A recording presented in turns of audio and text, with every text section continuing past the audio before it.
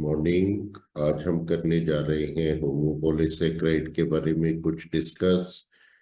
जैसा कि हम पहले बात कर चुके हैं कि सैकड़ों हजारों की संख्या में जब मोनोसैकेराइड यूनिट्स कंबाइन करती हैं तो तब बनते हैं पॉलीसैकेराइड। और जब सारे मोनोसैकेराइड एक ही किस्म के हो तब हम उनको बोलते हैं होमोपॉलीसैकेराइड। एक से ज्यादा किस्म के हो तब हेट्रोपॉलीसैकेराइड्स होते हैं। और ये सब मोनोसैकेराइड लिंक्ड होते हैं, कोवेलेंट लिंकेज होती है ग्लाइकोसाइडिक बॉन्ड। तो ये एक फिगर है जिसके अंदर हम दिखाना चाहते हैं कि होमोपॉलीसैकेराइड कहाँ स्टैंड करते हैं इस पूरी क्लासिफिकेशन स्कीम में। आप देख सकते हैं मोनोसैकेराइड, डाइसैकेराइड, ओलिगोसैकेराइड। जो ओलिगोसैकेराइड इनमें सबसे बड़े हैं 10 से 12 तक। और पॉलीसैकेराइड जैसे हमने बोला हजारों की सैकड़ों की संख्या में जब ज्वाइन करते हैं मोनोसैकेराइड तो उनको बोलते हैं होमोपॉलीसैकेराइड। और एक ही टाइप की सारी यूनिट्स होती हैं, ये हम देखने वाले हैं। तो हम ऑलरेडी कर चुके हैं डाइसैकेराइड। तो इसके अंदर एक पॉइंट में आपको थोड़ा सा ब्रेक है। Why sucrose is called invert sugar, ये आप अपने आप देखिए। और यहाँ पर देखिए इन सब के रोल्स वगैरह बताए गए हैं और लिंकेजेस बताई गई हैं। और यही लिंकेज आप आज भी देखेंगे होमोपॉलीसैकेराइड में भी होंगी। तो होमोपॉलीसैकेराइड जो हम डिस्कस करने वाले हैं वो ग्लाइकोजन जो हमारी बॉडी में है, एनिमल बॉडी में, स्टार्च जो प्लांट में है, सेलुलोज जो प्लांट में है, और उसके अलावा और भी कुछ माइनर टाइप्स हैं जो हम आज डिस्कस करेंगे। और हम देखेंगे कि इनका रोल स्टोरेज ऑफ एनर्जी और स्ट्रक्चरल रोल है। तो हम ये रोल्स का 25 नवंबर को एक वीडियो में अपलोड कर चुके हैं, फंक्शंस ऑफ कार्बोहाइड्रेट। आज हम स्ट्रक्चर पर एम्फेसाइज करेंगे और उसके अलावा हम ये देखेंगे कि स्ट्रक्चर फंक्शन का आपस में क्या कोरिलेशन है, स्ट्रक्चरल फंक्शनल कोरिलेशन। ये एक बहुत इंटरेस्टिंग एस्पेक्ट होगा। अदरवाइज सिर्फ स्ट्रक्चर्स वगैरह थोड़े बोरिंग से भी हो सकते हैं, स्टूडेंट्स ऐसा कंप्लेन करते हैं। तो चलिए देखते हैं जरा। ग्लाइकोजन, ग्लाइकोजन इसको एनिमल स्टार्च भी बोलते हैं। ये एनर्जी स्टोर करता है ह्यूमंस के अंदर, एनिमल्स के अंदर। इसके अंदर ग्लूकोज ग्लूकोज ग्लूकोज, हर एक सर्कल का मतलब एक ग्लूकोज है। ये दो तरह के लिंकेज से अटैच होते हैं। जो स्ट्रेट चेन पोर्शन है ये इस तरह का, वहां पर लिंकेज होती है अल्फा 1,4।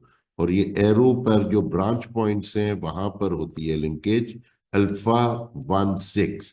ये लिंकेज मैंने डिटेल में दिखाने की कोशिश की है। ये एक ग्लूकोज का पहला कार्बन है, दूसरे का चौथा कार्बन, और इन दोनों के बीच में लिंकेज बन जाए तो वो अल्फा 1,4 ग्लाइकोसाइडिक लिंकेज बोलते हैं। और अगर इसका पहला इसके दूसरे वाले के छठे से ज्वाइन करे तो उसको हम बोलेंगे अल्फा 1,6 लिंकेज।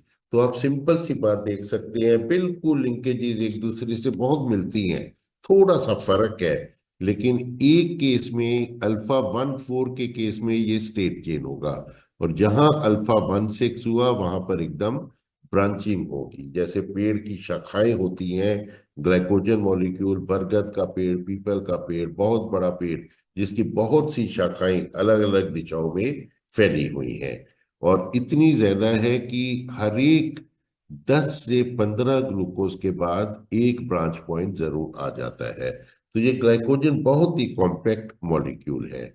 और अब हम देखेंगे स्ट्रक्चरल फंक्शनल रिलेशनशिप। फंक्शनल एक बड़ी ब्रीफ रिवीजन, आपको याद होगा 25 नवंबर के वीडियो में कि लिवर और मसल में स्टोर होता है। लिवर ग्लाइकोजन ग्लूकोज होम्योस्टेसिस में मदद करता है। मीन जब ब्लड ग्लूकोज लो होने लगता है तो लिवर ग्लाइकोजन ब्रेक होकर ग्लूकोज रिलीज करता है, और ये ग्लूकोज ब्लड के अंदर चला जाता है जिससे ब्लड ग्लूकोज लेवल मेंटेन रहता है।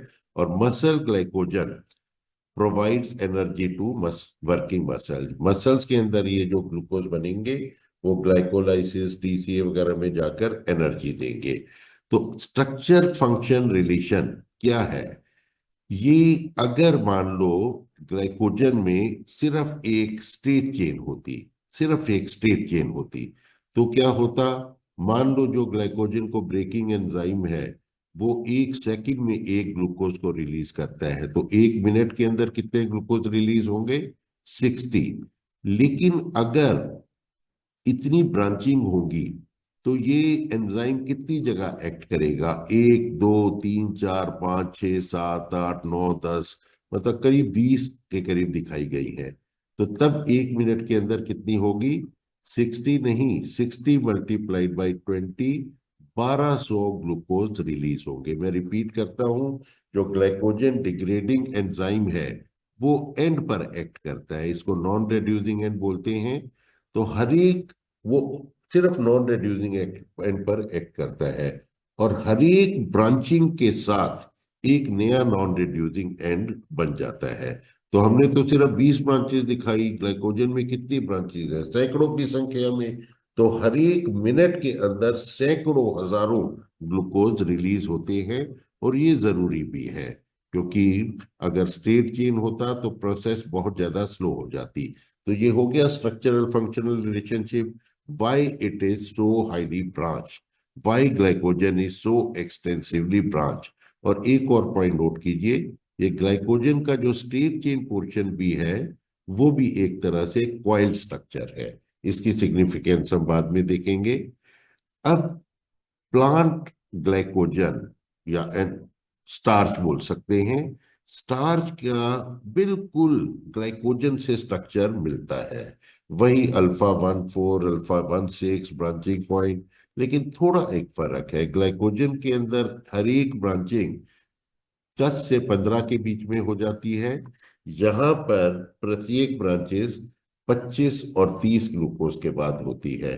तो ये लेस एक्सटेंसिवली ब्रांचिंग इसमें कम है, कम कॉम्पैक्ट है। इसीलिए एक आयोडीन टेस्ट होता है जो स्टार्च के साथ ब्लू कलर देता है, ग्लाइकोजन के साथ रेड कलर देता है।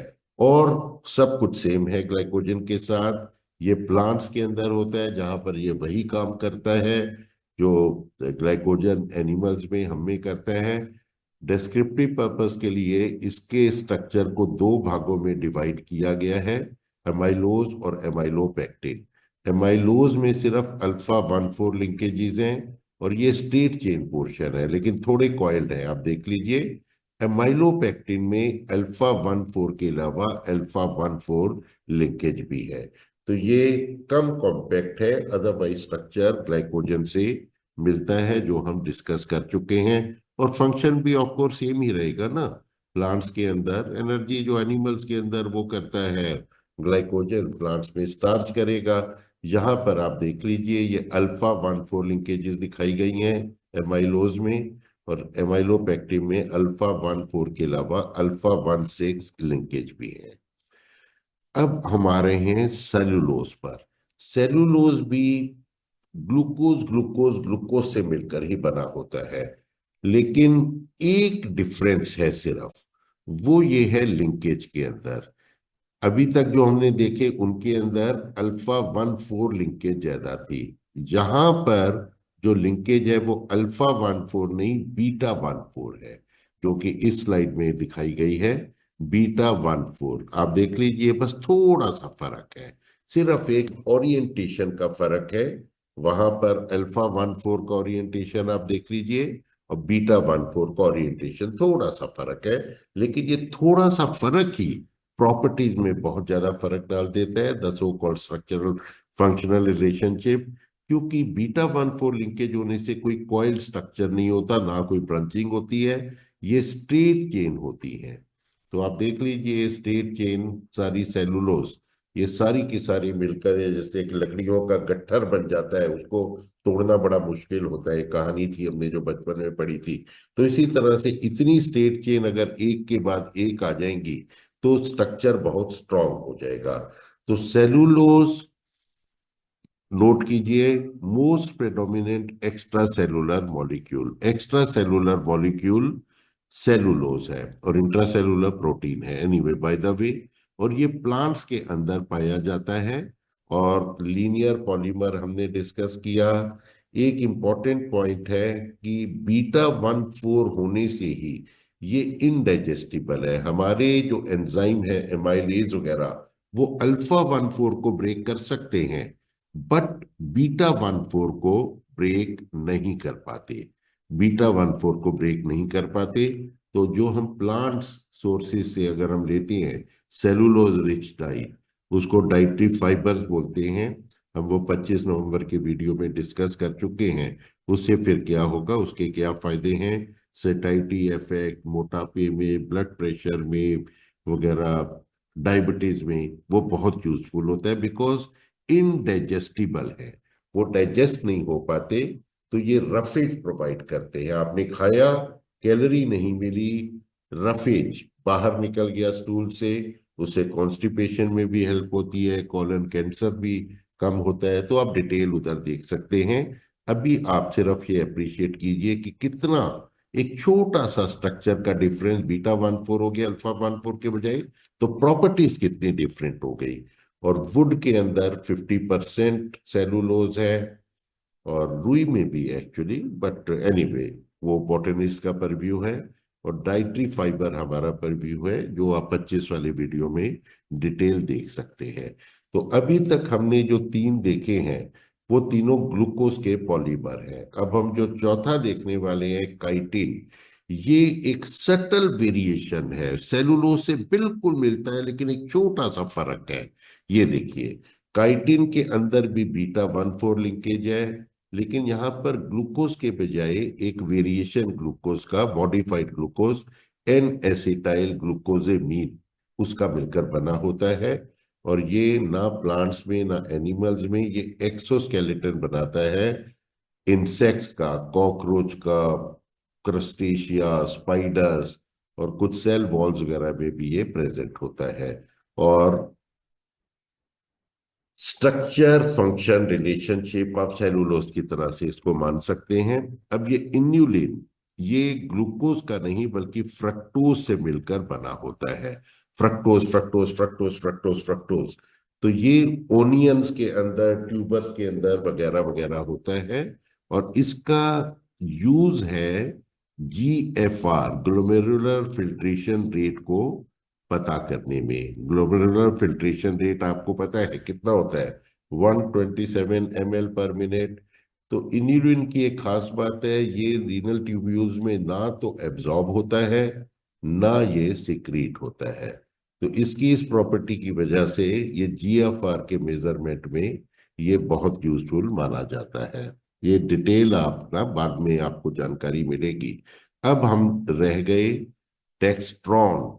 डेक्स्ट्रॉन के अंदर एडिशनल एक और लिंकेज है, जिससे कि इसकी प्रॉपर्टी अलग हो जाती है। ये एक नेटवर्क टाइप बना देता है, और ये ब्लड लॉस में यूज होता है।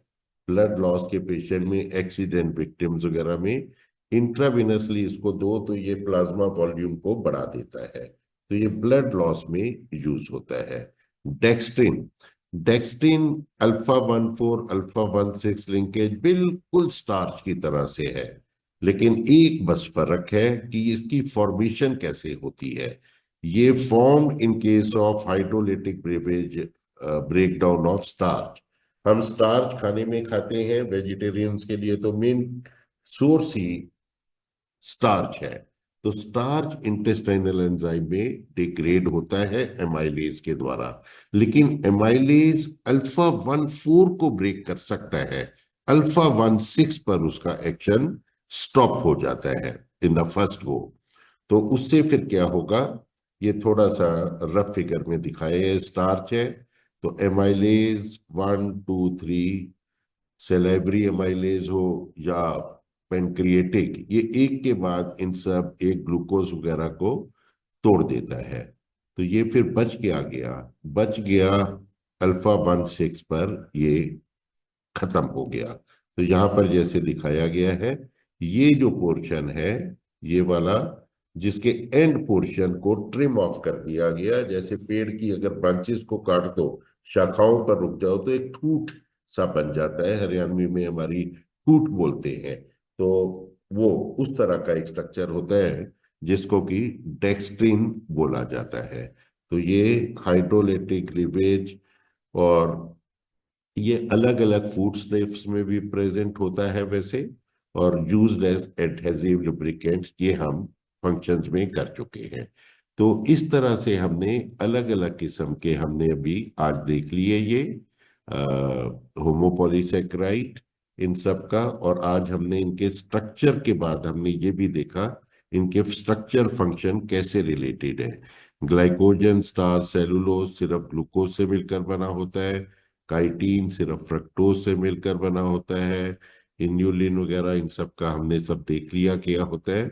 और स्ट्रक्चरल फंक्शनल रिलेशनशिप हमने देखी कि क्यों branching extensively branching of glycogen ये क्यों हेल्पफुल है, क्विक प्रोविजन ऑफ एनर्जी, जिसको मैंने चेकिंग अकाउंट एक जगह लिखा था। और सेलुलोज सिर्फ एक लिंकेज बदल गई, प्रॉपर्टी टोटली बदल गई। So that's all for today, thank you so much.